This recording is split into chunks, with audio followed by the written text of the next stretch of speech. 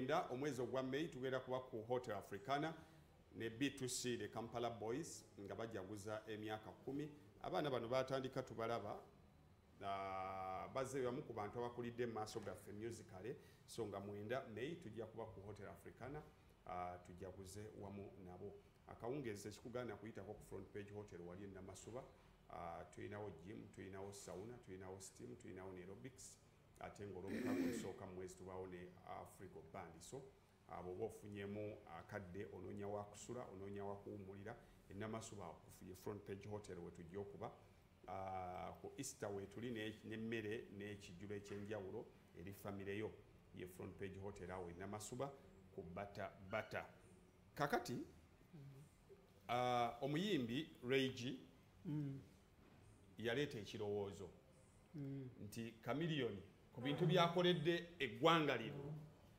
twetaaga tufuneyo bannayuganda tusonde akawumbi kalamba tukamuwe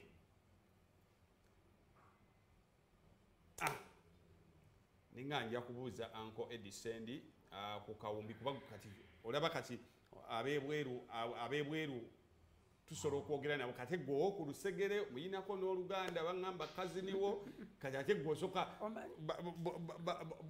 muli omu watuweera emitwalo 10 gwe ne famire y'abazibumbira musobola emiliyoni zaffe 10 kibuuka 5 sendi 5 omanyi ennaku zino olumu nina ebintu ebibaawo nga saagala bikomentingako olw'ensonga nti abantu ennaku zino olumu bakola ekintu nga baagala tokability n'anoonya waayitawo bamwogererako nga talabawo n'ateekayo akantu ke kakati ne mujja ne mutandika okyogerako n'atuula eri n'aseka n'agamba mbalina naye kati ne Reigi alabika naye yabadde alina waali n'agamba nti sirinayo luyimba lupya naye Kampala mukutte ntya nange muyingiddemu ntya mbeere nga ndi viable n'ajja n'ekirowoozo ekyo. First thing first, I am a Jose Chameleone fan. 2, I am a fan of Ugandan music. 3, I am a fan of good music. Bingi byendi fan of nga byonna Chameleone abifiitinga. Naye ekintu ky'okugamba okusondera omuntu alina emikono ebiri alina amagulu abiri alina talanta etalina alina akawumbi kikyamu. Jose Chameleone baba yeetaaga akawumbi nga mulamu alina obusobozi obusimbula drive y'okufuna akawumbi nga lumu January agenda okuyingira ogw'omunaana nga kamuli mu nsawo. Forget concerts, the brand alone, merchandising, endorsements zasobola okukola. Okay? A concentrated Chameleone n'akwata bukwasi mata. Do you know how much money zasobola okukola mu mata mu product y'omuntu ng'oli mupya azze company empya Quaff Milk? Chameleone n'agiyimiriramu n'agamba nti nga kutte nze ngaliko n'abeera serious. Omanyi Chameleone sente meka zayinza okuyingiza ng'agenze ne wabawo product ya Telecom n'abagamba nti eno mugimpe nga Bobi Wine bwe yakwata kabiriiti naga nti eno product mugimpe njibeereko n'agiteekako amaanyi ge gonna. Do you know how much money he can make?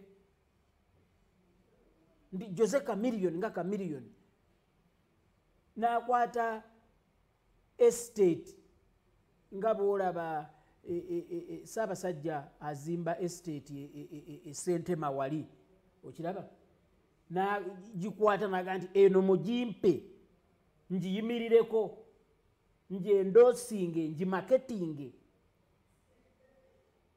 Do you know how much money he can make? Omanyi sente meka Chameleone zasobola okukomandinga a professional concentrated organized chameleon naga nti I'm taking a sabbatical myezi 5 sirinye ku stage nkomawo n'ekivulu. Actually okwongerezaawo okulwala omanyi wabeewo blessing in disguise ejja. Chameleon nga abadde akyali mulamu abadde akuwa newokutegeka olusi ne wakutabula kwa buli wamu abadde ayimbyewo naye bwe yabadde nga taliiwo nali obwongo bwebunga nti singa asalawo n'akomawo mu gwa 8 bino byonna welcoming biki byonna nga tuvuga towards a welcoming concert of Chameleon, a promoter $1 million awo $1 million zimuwa Chameleon ng'omwaka mulamba talina waayimbye bw'omuwa 5 byo bivaayo. Kati 5 byo ebivaayo ogenda ogattagattako buno bwe extras zino ez'amaanyi akawumbi abakayi kuganzi nze bwe ntunuulira Chameleon ndaba $1 million person, a concentrated organized professional Chameleon. Bwe muteeka wano nenteeka wano nti equals ndaba $1 million. kuba bano abasajja abagiyimba ne bagisaba ba Burna Boy. Katalogo ya Burna Boy versus katalogo ya Chameleon. I will tell you yeba y'amaanyi. Ekirala mu Uganda tetulina muyimbi asobola kukola East African tour okujjako Chameleon. East Africa by the way no yagaziwa South Sudan kweri ne Congo kweri kati kwata Burundi, Rwanda, Tanzania, Kenya, Uganda, South Sudan, Congo ye East Africa. So toyinza muntu ali mu status eyo kutandika kumusondera unless nga Ray G just yabadde ayagala kufuna talkability and big up on yourself Ray G erinnya liyiseewo tukwogeddeko. Okay, your closing remarks ku mbeera ya Chameleon ey'obulamu bwe buli omu abadde awa remarks ze. So your closing remarks. My closing remarks, I'm just happy for Jose Chameleon era muganda yange nkulisaayo nnyo and nakusanyukirako sinaba kufuna mukisa mulaba ebikujjuko bikyali bingi naye alabika bulungi mental and physically ekintu ekirungi ennyo era nsuubira kati agenda concentratinga akola omulimu gwe. Okay. Kale bamwetoolodde kati obuvunaanyizibwa bubeeri mmwe okulaba nga lifestyle ekyuka tuddemu tufune Chameleon oyo alina ebizibu bye ng'omuntu nga naffe bwe tubirina but Chameleon ye muntu abantu gwe bakyogera mu lusaagiriro nti Chameleon ye muntu abantu gwe basonyiwa n'ebibi by'omu future oba wakamunyiigira bwoti ng'alina kyakoze n'akusuulira baaliwa era kati mweno kyetuliko kino eno gaapu y'okuba nti tetulinawo music. Chameleon yagenda kuteekawo oluyimba lutuyitemu bulungi nnyo kuba essaawa zino bwobuuza guno omwaka gwokka bwe twakatambula obuuza ennyimba eziriwo z'owulira nti ziri solid nga oziraba ennyimba eziriwo za lusaagiriro.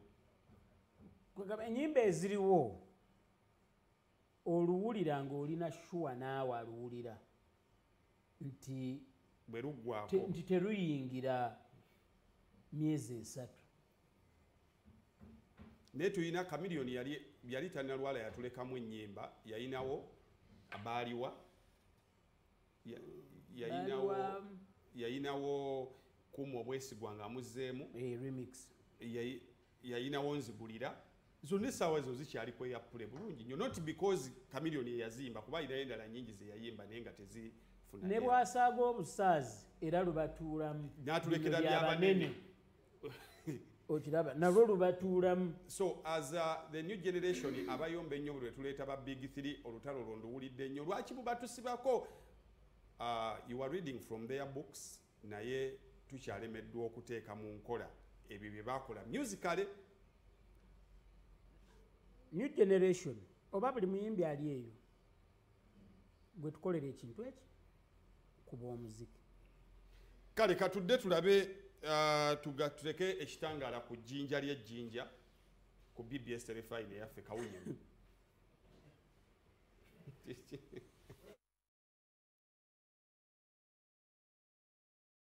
Big thing about the MTN Super. Wali yakapya musite wali yakapya.